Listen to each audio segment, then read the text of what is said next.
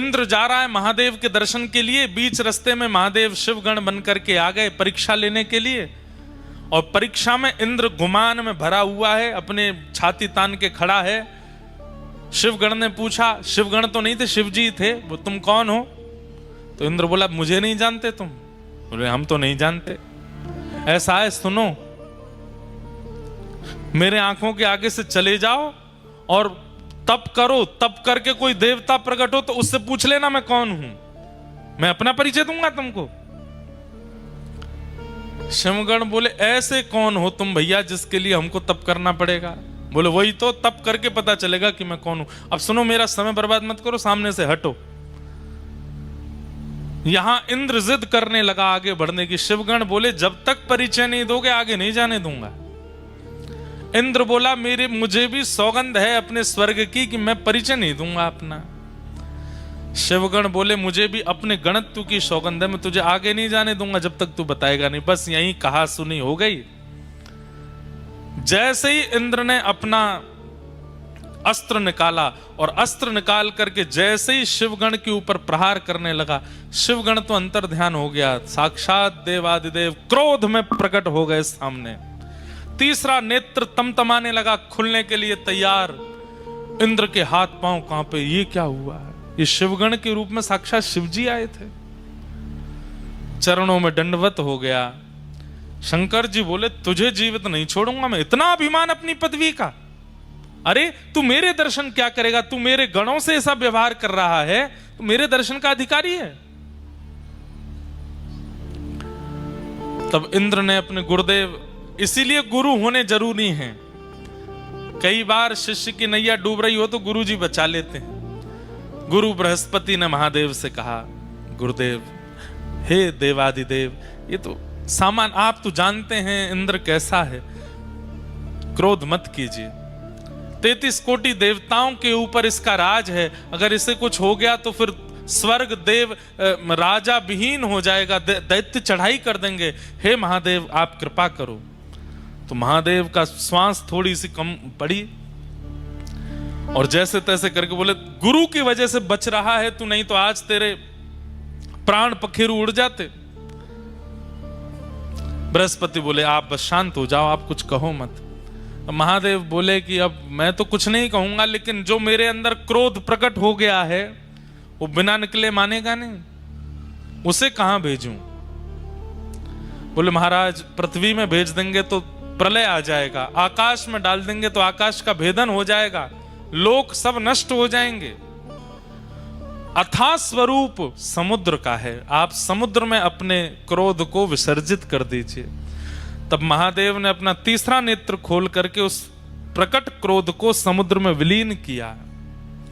समुद्र भी उस क्रोध के तेज को सह नहीं पा रहा था। भूचाल आ रहे थे, ज्वार भाटा आ रहा था, उष्ण हो गया समुद्र का जल।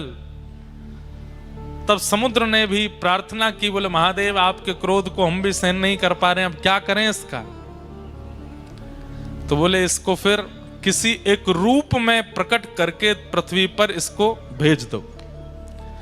तब महादेव का वह क्रोध जो समुद्र भी सहन नहीं कर पाया, उसी ने एक रूप धारण किया और समुद्र से उसका प्रादुर्भाव हुआ, वही हुआ जलंधर। जलंधर इतना खतरनाक था कि महाराज, देवता दैत्य सब थरथर कांपते थे उससे। महादेव का क्रोध है। जलंधर का विवाह हुआ वृंदा नाम की कन्या से। जलंधर वैसे ही इतना शक्तिशाली था, लेकिन वृंदा जैसी पतिव्रता पत्नी प्राप्त होने के कारण जलंधर का तेज, जलंधर का ऐश्वर्य, जलंधर का साम्राज्य और ज्यादा प्रगाढ़ होता चला गया। पतिव्रता नारी है वृंदा, अपने पति को परमेश्वर मानती है और उसके पातिव्रत के कारण जलंधर का जो बल है वो वैसे ही इतना बलवान था, लेकिन पत्नी के पातिव्रत के कारण वो और बलवान हो गया। इसलिए संसार में सबसे बड़ा व्रत यदि कोई है तो वो पातिव्रत है। पत्नी व्रत, पतिव्रत। यदि कोई व्यक्ति पतिव्रत का पालन करे, माताएं और भाई लोग पत्नी व्रत का पालन कर लें, कुछ नहीं करना, ना भूखा रहना है ना प्यास रहना, खूब चकाचक खाओ पियो आनंद करो, बस एक के ही रहो।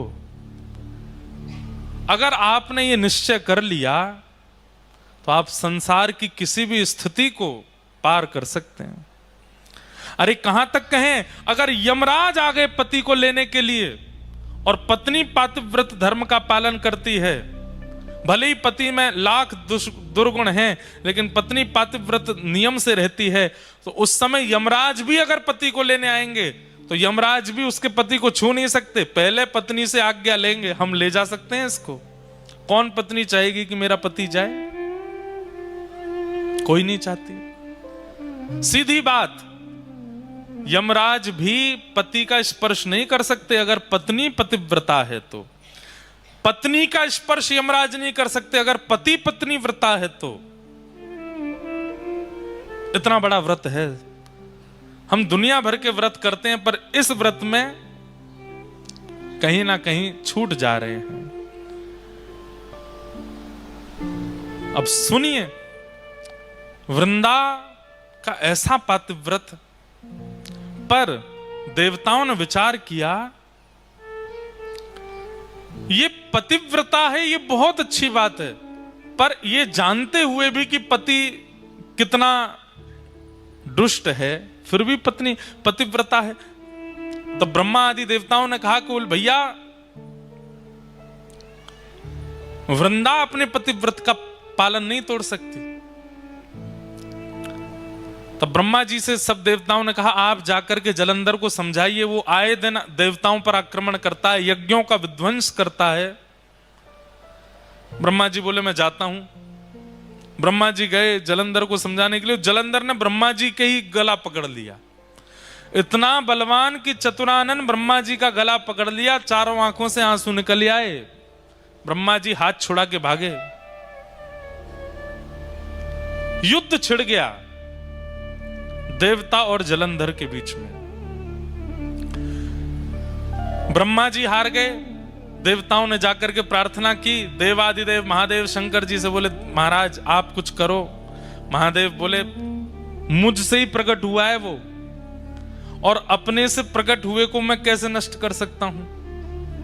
मैं तो नष्ट नहीं करूंगा उसको।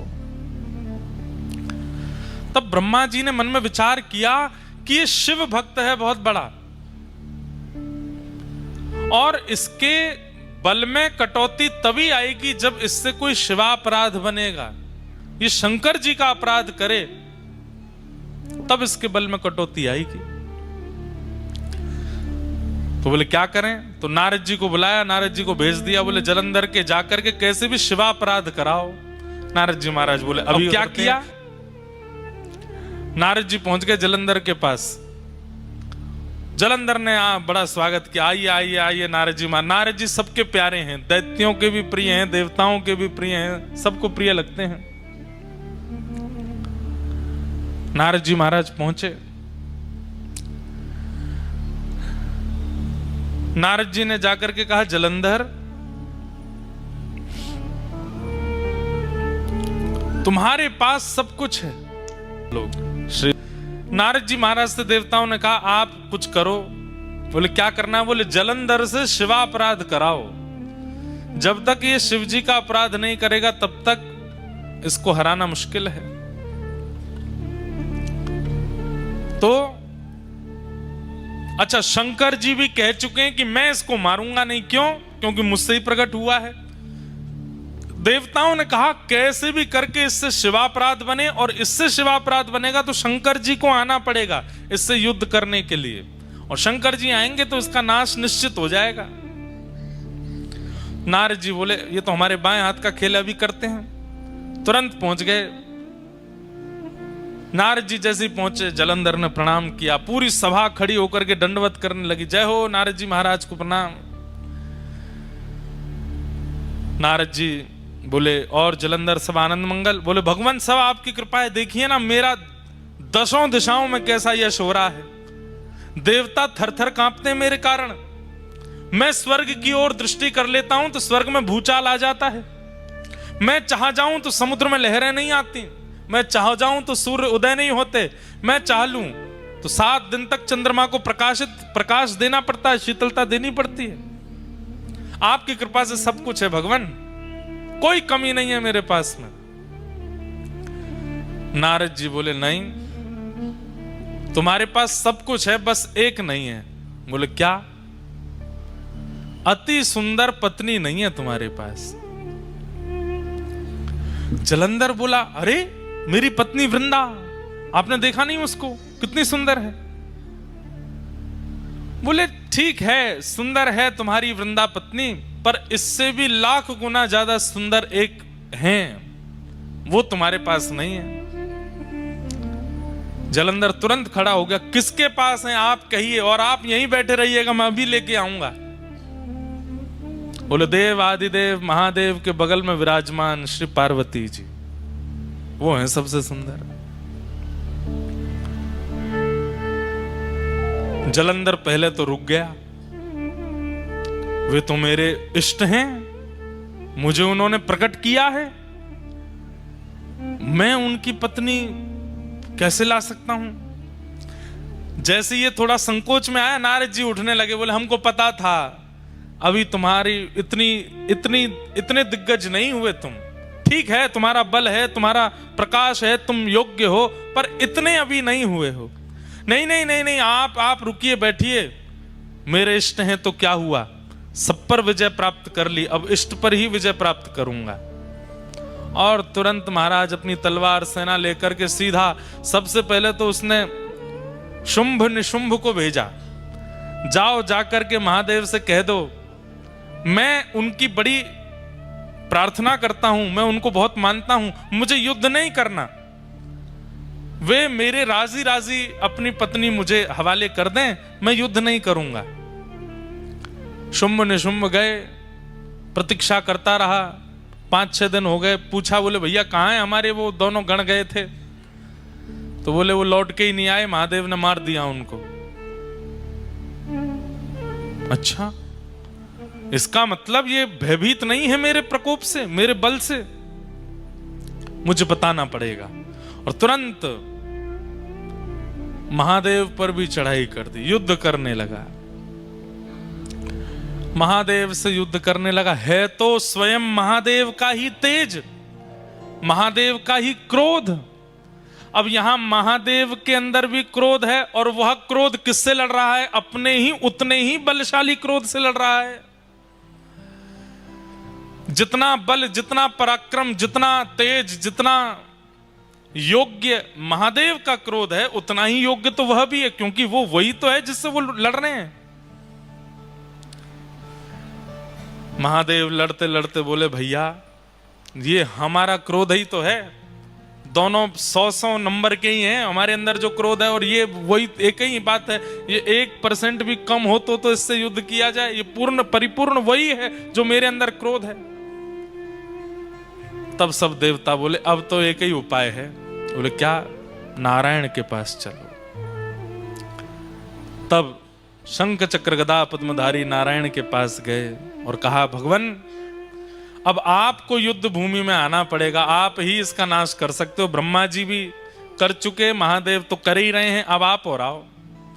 नारायण बोले अभी आते। शंख चक्र गदा पद्म धारण करके चतुर्भुज रूपधारी जैसे ही नारायण प्रकट हुए, जलंधर ने जैसे ही नारायण भगवान का दर्शन किया, तुरंत अस्त्र शस्त्र छोड़ दिए, चरणों में गिर गया। बोले जय हो जीजा जी, प्रणाम। भगवान बोले ये क्या बोला? अब हमारे ठाकुर जी तो बड़े करुणा अवतार हैं, जैसे ही जीजा जी कहा ठाकुर जी ने तो अस्त्र शस्त्र अंतर ध्यान कर दिए। बोले भैया सब देवताओं क्षमा करो। बोले क्यों? साले साहब हैं हमारे। पर स्वयं भगवान ही बोले ए जलंधर तू हमको जीजा बोला क्यों, पहले ये तो बता।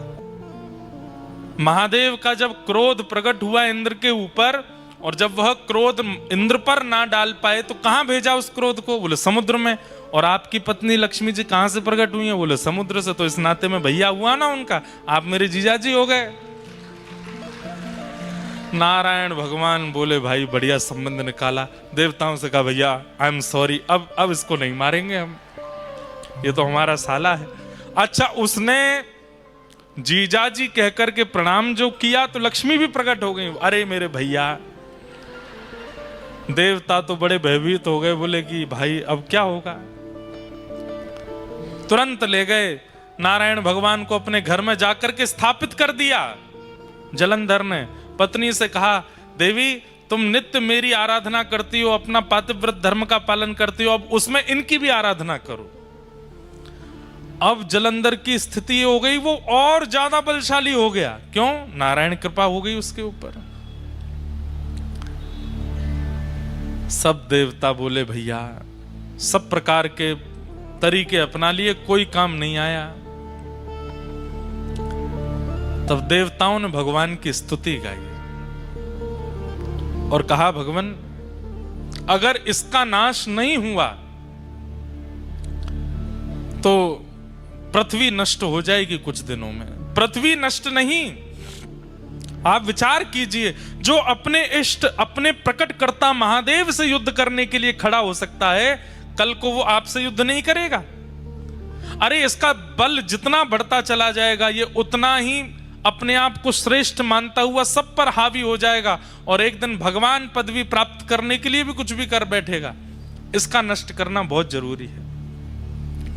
तब भगवान ने मूल बात बताई। क्या बात? ध्यान से सुनिएगा। बोले ना तो महादेव का क्रोध इसके काम आ रहा है, ना ही ब्रह्मा जी की कृपा इसके काम आ रही है, ना ही मेरे इसके घर में विराजने से इसका बल बढ़ रहा है। इसके बल का मूल स्रोत है इसकी पत्नी का पातिव्रत। देवताओं को भगवान ने समझा दिया। बोले कितना बड़ा व्रत है पातिव्रत। एक पत्नी यदि पतिव्रता हो जाती है तो तीनों देव लग जाते हैं उसको हराने में, लेकिन उस व्यक्ति का बाल बांका नहीं कर पाते। ये पातिव्रत का बल है और इसका पातिव्रत जब तक नष्ट नहीं होगा तब तक इसका कुछ नहीं बिगाड़ पाएंगे। पातिव्रत नष्ट नहीं करना है, पर अगर व्रत से किसी गलत व्यक्ति का बल बढ़ रहा है तो उस व्रत को समाप्त करना पड़ता है। क्या करें? तो भगवान बोले अब हमको वृंदा को उसके पातिव्रत का फल देना है। और पातिव्रत का फल क्या है कि पति रूप में साक्षात ठाकुर जी प्राप्त हो जाएं। ये पातिव्रत का फल है। और पातिव्रत के फल के रूप में जलंधर का रूप धारण करके स्वयं श्रीमन नारायण वृंदा के समीप आ गए।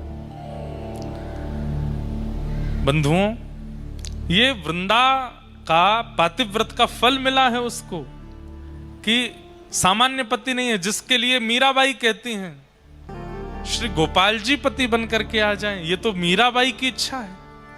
इसके लिए मीराबाई कितनी रोई हैं, कितनी पीड़ा में रही है, तब जाकर के ठाकुर जी ने उनको वो फल दिया। आज वृंदा को वो फल क्यों दे रहे हैं? क्योंकि उसका पातिव्रत श्रेष्ठ है। और भगवान ही जलंधर के रूप में आकर के वृंदा के सामने खड़े हो गए और जैसे ही अपने पति के अलावा अन्य की चरणों में प्रणाम करके उनका तिलक किया, उनकी आरती उतार करके, न्योछावर करके, जल उबार करके, प्रसाद पवा करके उच्छिष्ट पाया, वहां जलंधर जिसके लिए वो पातिव्रत करती थी उसका बल क्षीण होने लगा। क्यों? क्योंकि अब एक प्रकार से जिसके लिए व्रत था, जिसके लिए नियम था, जिसको निहारती थी, जिसके लिए सब कुछ करती थी, वो तो अब ठाकुर जी बन के आ गए ना, तो ठाकुर जी के लिए हो गया। जैसे ही ठाकुर जी के लिए व्रत हुआ, जलंधर के लिए जो व्रत हो रहा था उसका नाश हो गया और वहां रणभूमि में देवताओं के द्वारा जलंधर का वध हो गया।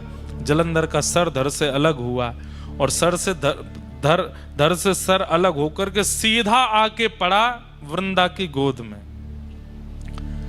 जैसे ही अपने हाथ में अपने पति का मुख देखा, देख करके विचलित हो गई। सामने देखा तो सामने जलंधर बैठा है और गोद में देखा तो मुखमंडल है। तुरंत रोने लगी, आप कौन हैं? मुझे अपना रूप दिखाइए। तुरंत शंख चक्र पद्मधारी ठाकुर जी प्रकट हो गए। वृंदा, तेरे पातिव्रत से प्रसन्न होकर के मैंने तुझे फल दिया, तेरे पति रूप में मैं ही आया हूं। वृंदा बोली, मेरा सौभाग्य कि आप मेरे पति रूप में आए, लेकिन आप छल करके क्यों आए? आप अपने वास्तविक रूप में आकर के मुझे स्वीकार कर लेते। मेरे पति का रूप धारण करके आपने मेरे पातिव्रत को नष्ट क्यों किया? ठाकुर जी बोले, अगर हम वास्तविक रूप में आते तो तुम इतनी बड़ी पतिव्रता हो कि हमको स्वीकार ही नहीं करती, इसलिए हमको तुम्हारे पति का रूप धारण करके आना पड़ा। और सही बात, मूल बात तो यह है वृंदा, तुम्हारे पातिव्रत के कारण तुम्हारे पति का बल इतना प्रकट हो चुका था कि वो पूरे पृथ्वी का, पूरे ब्रह्मांड का नाश कर देता। इसलिए तुम्हारा पातिव्रत टूटना बहुत आवश्यक था। वृंदा बोली, आपने मेरा पातिव्रत नष्ट कर दिया। बोले जी, अब मैं आपको श्राप देती हूं। क्या? या आप पत्थर बन जाओ, आप एक शिला का रूप धारण कर लो। भगवान बोले, तब भी हम तुम्हें तो नहीं छोड़ेंगे, तुम भी एक तुलसी का पौधा बन जाओ। तुम संग रहोगी तो पाएंगे, तुम संग रहोगी तो बैठेंगे, तुम संग रहोगी तो पिएंगे। क्योंकि तुम्हारे पातिव्रत से प्रसन्न होकर हमने तुमको अब चुन लिया है। अब तुम चाह करके भी हमसे दूर नहीं जा पाओगी। हमारे बिना तुम नहीं रहोगी और तुम्हारे बिना हम नहीं रहेंगे। भगवान एक लीला में कितनी लीलाएं प्रकट करते हैं हम नहीं जानते। एक वैश्या ने भगवान के लिए तप किया और तप करके जब भगवान प्रकट हुए तो भगवान से वरदान मांगा। जैसे श्री यशोदा जी को आप सुख देते हैं, उनकी कोख से आप जन्म लेते हैं, जैसे कौशल्या जी के गर्भ से आप जन्म लेते हैं, ऐसी मेरे गर्भ से भी आपका जन्म हो, ऐसी कृपा कर दो। भगवान बोले, कौशल्या जी के गर्भ से, यशोदा जी के और देवकी मैया के गर्भ से तो हम एक ही बार जन्मे, पर हम तुम पर कृपा करते हैं कि हम तुम्हारे गर्भ से जन्म लेते ही रहेंगे। एक जन्म नहीं, अनेक जन्म होंगे। कैसे? बोले, तुम गंडकी नाम की नदी बनोगी और वृंदा के श्राप से हम शालिग्राम बनेंगे। और जब तक पृथ्वी पर सूर्य चंद्र हैं, जब तक पृथ्वी का अस्तित्व है, तब तक गंडकी में से हम प्रकट होते ही रहेंगे, आते ही रहेंगे, जीव मानव पर कल्याण करते रहेंगे। तो यहां वृंदा ने श्राप दिया कि आप पाषाण बन जाओ। सब घबरा गए। ठाकुर जी बोले, बिल्कुल चिंता मत करो, ये भैया सब हमारी लीला ही है। ये पाषाण का श्राप देगी तभी उस वैश्या के वरदान को हम पूर्ण कर पाएंगे। वो नदी बन करके गंडकी आ गई, अब हम जा रहे हैं, हम शालिग्राम बन के आएंगे। लेकिन हमारी भी शर्त है। क्या? तुम भी एक तुलसी का झाड़ बनोगी और जब तक तुम नहीं पधराई जाओगी तब तक हम प्रसाद नहीं पाएंगे, तब तक हम जल नहीं पिएंगे, तब तक हम कुछ भी नहीं करेंगे। अरे आसन पर भी जब तुम रखी जाओगी तो ही बैठेंगे, तो नहीं बैठेंगे। एक क्षण के लिए भी तुलसी शालिग्राम जी से दूर नहीं होती। ये भगवान ने वरदान दिया। एक राक्षस ने भी भगवान की तपस्या की, तपस्या करके ठाकुर जी से मांगा। भगवान जब प्रकट हो गए, वरदान मांगो, क्या चाहिए? राक्षस बोला, प्रसन्न हासा रुड़लो चलो लसत। जब आप ठाकुर जी मुस्कुराते हैं तो आपके गाल बड़े प्यारे लगते हैं मुझको। राक्षस मांग रहा है।